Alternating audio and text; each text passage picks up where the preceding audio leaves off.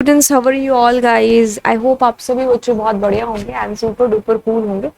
तो चलिए कहानी और किस्सा और बातें शुरू करते हैं। एंड जी हाँ, बिल्कुल हम लोग आर्ग्यूमेंट्स एंड पैरामीटर्स जिस पर पहुंच चुके हैं। एंड बात करते हैं, चलिए आर्ग्यूमेंट्स और पैरामीटर्स दोनों में क्या अंतर है। काफी बच्चों को इसमें कंफ्यूजन रहता है। तो चलिए आज सारा कंफ्यूजन दूर कर ही देते हैं कि ए और पी यानी कि आर्ग्यूमेंट एंड पैरामीटर्स दोनों क्या है। तो आप बच्चे जुड़ चुके हैं। वैसे मैं बता दूं कि अगर आप एनसीईआरटी पढ़ रहे हैं और आप क्लास 12 कंप्यूटर साइंस या फिर एक ऐसे कंप्यूटर एग्जाम की तैयारी कर रहे हैं जहां पर एनसीईआरटी आ रही है, तो आप एक सही क्लास में और एक सही बंदे के साथ में जुड़ चुके हो। एंड तो चलिए शुरुआत करते हैं। कहते हैं कि एक ऊपर का जो एग्जाम्पल था, अगर आपने बीती हुई क्लास देखी होगी तो मैं ऊपर का एग्जाम्पल आपको एक बार दिखा देती हूँ। कुछ खास नहीं, बस दो नंबर्स को लेकर के और उसको जोड़ा था बस इसके अंदर। ओके, तो आपको उसी एग्जाम्पल को कहता है कि the numbers were accepted from the user with in the function itself, but it is also possible for a user defined function to receive values at the time of being called। पता चला क्या बात बोली है। देखिए, जो ये function हमने बीती हुई कक्षा के अंदर बनाया है कि इसमें तो ये जो वैल्यूज आपने एक्सेप्ट की थी ना, ये आपने फंक्शन की बॉडी के अंदर एक्सेप्ट की है। बट मैं क्या करती हूँ, मैं इन दोनों वैल्यूज को फंक्शन की बॉडी के बाहर, मतलब कॉल करने से पहले यूजर से ले लेती हूँ और फिर मैं क्या करती हूँ, इस v1 को और v2 को भेज देती हूँ।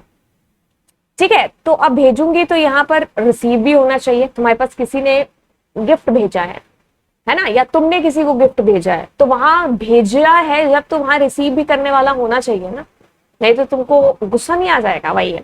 तो यहाँ पर हम, जैसे मैंने यहाँ पर दे दिया v1 कॉमा v2। ठीक है, तो अब यहाँ पर क्या है कि ये वही प्रोग्राम है। आप इसमें 4 और 5 आपने वैल्यू दी तो आपके पास 9 आंसर आया। वही सेम चीज, अगर मैं 4 और 5 दूंगी तो आंसर तो अभी भी 9 आएगा, आंसर में कोई फर्क नहीं है। लेकिन करने का जो स्टाइल है वो चेंज हो चुका है। कैसे बोले तो, पहले जो आपने किया था, पहले मैं इसका एक स्क्रीनशॉट ले लेती हूँ। पहले हमने ये किया था। इतनी देर में हमारा पावर पॉइंट ओपन होता है और इतनी देर में हम कंट्रोल जेड कर लेते हैं।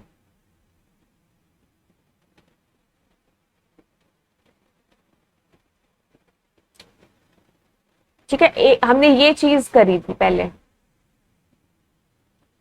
ठीक है, अब हम कंट्रोल वाई कर लेते हैं अगर हुआ तो। ठीक है, ओके, सुपर से ऊपर कूल है ना। वैसे मैं भी, वो तो ना गधों वाले काम कभी कभी अपने बच्चों की तरह, है ना, वही। अगर कंट्रोल, मैंने उसको पेस्ट थोड़ी ना किया था, जो मैंने उसको फटाफट से वो कर लिया। चलो अब दोबारा लेना पड़ेगा स्क्रीनशॉट, कोई बात नहीं। तो हमने पहले जो काम किया था, ठीक है, वो काम कुछ हमारा इस तरीके से था कि हमने यहां से फंक्शन को कॉल किया था और फिर वैल्यूज हम यहां पर पूछ रहे थे और यहां पर हमने जोड़ दिया। अब क्या चीज हो रही है, अब आप फंक्शन को कॉल करने से पहले वैल्यूज ले रहे हो और ये वैल्यूज आप यहां पर से आप यहां पर भेज रहे हो। तो पहले वाली वैल्यू पहले वाले के अंदर जाएगी, दूसरे वाली वैल्यू दूसरे वाले के अंदर जाएगी। होना तो दोनों का जोड़ ही है, चाहे तुम इसमें 4 और 5 एंटर करते या इसमें 4 और 5, आंसर तो तुम्हें वही 9 का 9 आना है। बट द वे, द तरीका, दैट इज अलग, दैट इज डिफरेंट है। आप इस चीज को समझिए, दोनों में क्या कैसे एग्जीक्यूशन फ्लो चला है। इसमें आपने 4 डाला, 5 डाला, इसमें आपके पास 4 है, इसमें 5 है। तो अब ये वैल्यू आपने यहां से यहां भेजी है, यहां से यहां भेजी है और फिर वो जुड़ी है। यहां आपने सीधा कॉल किया, यहाँ वैल्यूज यहां फंक्शन की बॉडी के अंदर आपने यूजर से लिया और यहाँ पर आपने उनको जोड़ा है। ठीक है, तो यहीं से पैरामीटर और आर्ग्यूमेंट्स की शुरुआत हो जाती है। ठीक है, तो आपको बड़े गौर से सुननी होगी ये वाली बात कि ये जो आपको दो दिखाई दे रहे हैं ये आपके आर्ग्यूमेंट्स हैं और ये जो आपको दिखाई दे रहे हैं ये आपके पैरामीटर्स हैं। तो फंक्शन कॉल के अंदर जो होते हैं वो पैरामीटर्स होते हैं और फंक्शन इसके अंदर जो होते हैं हमारे पास फंक्शन कॉल के अंदर वो हमारे होते हैं आर्गुमेंट, और ये जो फंक्शन हेडर के अंदर होते हैं इनको हम लोग बोलते हैं पैरामीटर। ठीक है, तो बस इतनी सी बात है, आगे हम इसको देखते हैं और फिर देखते हैं लाइन बाय लाइन में और क्या लिखा हुआ है। An argument is a value passed to the function during the function call, which is received in corresponding parameter defined in function header. Header के अंदर जो हमारे ये डिफाइन हो रखे हैं v1 v2 ये रिसीव करते हैं, ये रिस्पेक्टिवली रिसीव करते हैं। मतलब पहले वाला पहले वाले के अंदर ही जाएगा, दूसरे वाला दूसरे वाले के अंदर ही जाएगा। अब आप अगर ये सोच रहे होंगे कि मैम पहले मैं v2 लगा दूं, तो इट्स ओके, कोई दिक्कत नहीं है, आप लगा सकते हो। तो v1 की पहले वाला पहले वाले को वैल्यू देगा, दूसरे वाला दूसरे वाले को वैल्यू देगा। अब आप मेरे को सोचोगे कि मैम यहाँ v1 v2 की जगह can I give a and b as well? या you can give a and b। मतलब पैरामीटर और आर्ग्यूमेंट दोनों की वैल्यू अलग अलग हो सकती है। ठीक है, अब मैं यहाँ पर a प्लस b है जिसको जोड़ूंगी, तो यस अब v1 की वैल्यू a में चली गई, v2 की वैल्यू b में चली गई। ठीक है, तो जो पहले खड़ा होगा उसके पास पहली वैल्यू, जो दूसरा होगा दूसरी वैल्यू। अगर कोई और भी वैल्यू भेज रहे हो, जैसे मैं 6 भेज रही हूँ, ठीक है, तो यहाँ पर मेरे पास रिसीव के अंदर जैसे मैं p यहाँ पर डालू, एक सेकंड रुकिए, ये जो 6 है ये मेरा इस p के अंदर जाएगा। तो रिस्पेक्टिवली पहली वैल्यू पहले के अंदर, दूसरी वैल्यू दूसरे के अंदर, तीसरी वैल्यू तीसरे के अंदर। ठीक है, तो ये हमारे ऊपर ये फंक्शन हेडर के अंदर पैरामीटर है और फंक्शन कॉल के अंदर आर्ग्यूमेंट। बात आई समझ में? चलिए, अब इसने शायद वही वाला प्रोग्राम एग्जाम्पल आपको, नहीं वो तो नहीं है, खैर दूसरा करके बताया है।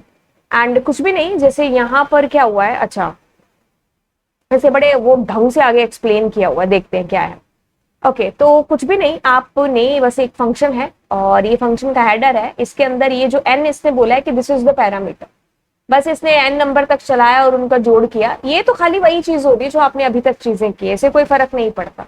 अब यहाँ फंक्शन कॉल के अंदर this is what, this is your, ये आपका है आर्ग्यूमेंट। तो इससे यही चीज बोलिए कि नम के अंदर 5 है और वही आपके पास में यहाँ पर 5 है पैरामीटर के अंदर। Let us assume that the user has input 5 during the execution of the program. So num refer to the value which is 5 and it is then used as argument in the function. ठीक है, तो आपके पास में ये function argument है। अभी इसको send करेगा पैरामीटर को जो कि फंक्शन बॉट उसके अंदर है, हेडर के अंदर है। And since the function is called, the controlled is transfer to the execution, execute the function. इस फंक्शन को एग्जीक्यूट किया जाएगा क्योंकि आपने इसको कॉल किया है। तो वो जो नम की वैल्यू है जिसमें आपने 5 एंटर किया, वो इस n के अंदर आ जाएगा।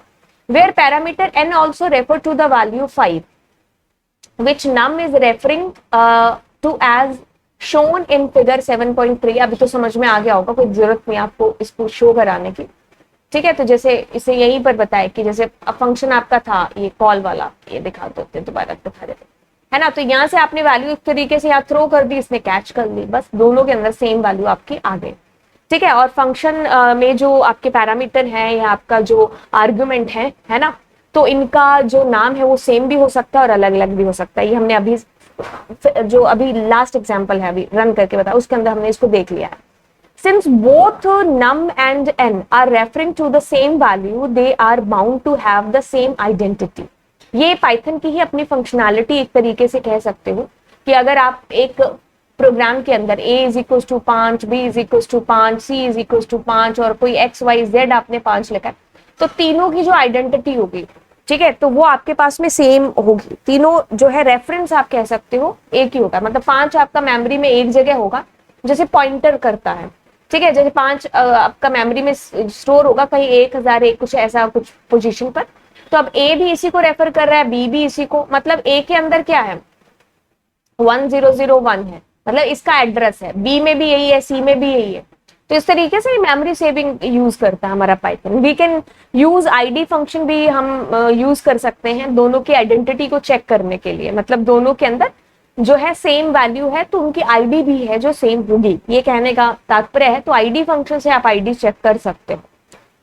ठीक है, so the object and parameter are referring to, ठीक है, let us understand this with the example. Okay, तो आपको एक एग्जाम्पल यहाँ पर दे रखा है। ओके, तो इसने आपको ये कॉल कर करके इस फंक्शन के बारे में बताया। जैसे अपने क्या करते हैं ओके, इससे कॉल करने से पहले, कॉल करने के बाद हर जगह आईडी फंक्शन लगा लगा करके आपको ये चीज बताने की कोशिश की है। तो अपने क्या करते हैं, ज्यादा ना करते हुए अपने एक ही वैल्यू लेते हैं। ठीक है, जैसे मैंने V1 ले लिया और V1 में अपने 10 डाल देते हैं। ठीक है, और यहां पर आपके पास में ये प्रिंट कर देते हैं, क्योंकि हमें तो एक पैरामीटर और उसकी वैल्यू ही तो देखनी, मतलब इनका वो आईडी ही तो देखना है, आईडी। ठीक है, तो आईडी आपके पास में आ रहा है V1 का, तो मैं इसको डाल देती हूँ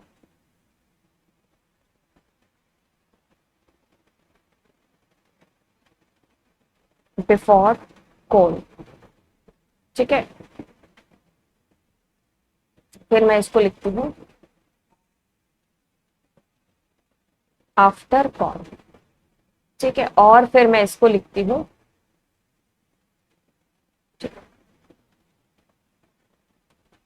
इन फंक्शन बॉडी।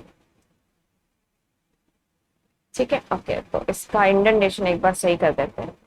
अब इसको रन करते हैं, तो तीनों में आपके पास में देखिए टिकी टिकी टिकी टिकी टिकी टिकी टिकी टिकी टिकी टिकी टिकी टिकी। ठीक है, क्योंकि एक तीनों मतलब बार जब कॉल हो रहा है, क्योंकि देखो फंक्शन कॉल होने से पहले बाद में, क्योंकि सेम वैल्यू है ना V1 में और इसमें, तो आप अगर इसको नाम V1 भी दोगे तो भी कोई दिक्कत वाली बात नहीं। अच्छा अच्छा, sorry sorry, that's my bad. हाँ, मेरे को यहाँ पर इसको A करना था, तो A भी कर देंगे तो भी कोई दिक्कत नहीं है। ठीक है, थैंक गॉड कहीं आप कमेंट सेक्शन में लिखते हैं ना।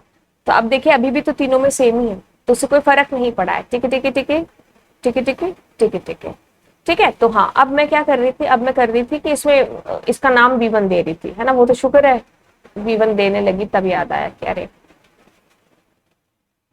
ठीक है, तो अगर आप ऐसे V1 भी देते तो भी कोई फर्क नहीं है, क्योंकि आर्गुमेंट पैरामीटर नाम सेम हो सकता है। ठीक है, तो मेरे ख्याल से ये चीज और ज्यादा बताने की जरूरत है नहीं, तो आगे चलते हैं।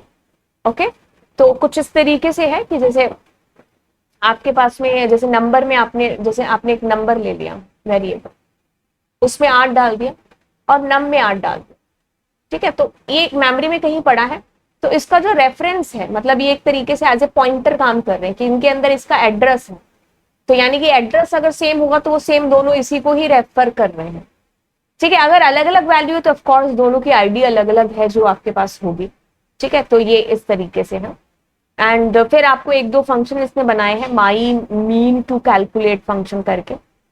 ठीक है, तो कोई बात नहीं, सिंपल सा फंक्शन है। फिर कैल्क फैक्ट, बस एक बार फंक्शन आपको आ गए तो फिर तो आप जितना भी, मतलब फैक्टोरियल कैलकुलेट करने का, राइट। तो इस तरीके से आपके पास में है। अब string as a parameter, okay, तो स्ट्रिंग एज ए पैरामीटर आपको बताया है इसने। And okay, so string as a parameter में क्या है, राइट अ प्रोग्राम। ठीक है, using a user defined function that accept the first name and last name as argument. ठीक है, तो ये 3-4 प्रोग्राम्स आ गए आपके, है ना। तो इनको हम अगली क्लास के अंदर करते हैं। ठीक है, यहाँ से हमारे टाइप्स ऑफ पैरामीटर वगैरह भी स्टार्ट हो जाते हैं। ठीक है, तो लेक्चर थोड़ा सा लंबा हो जाएगा, तो इसके लिए हम अगली क्लास में आपसे मुलाकात करते हैं। Thank you so much. तो चलिए, चैनल को जरूर है जो आप सब्सक्राइब कर लीजिए, एंड मिलते हैं आपसे अगली क्लास में। Thank you so much, bye bye.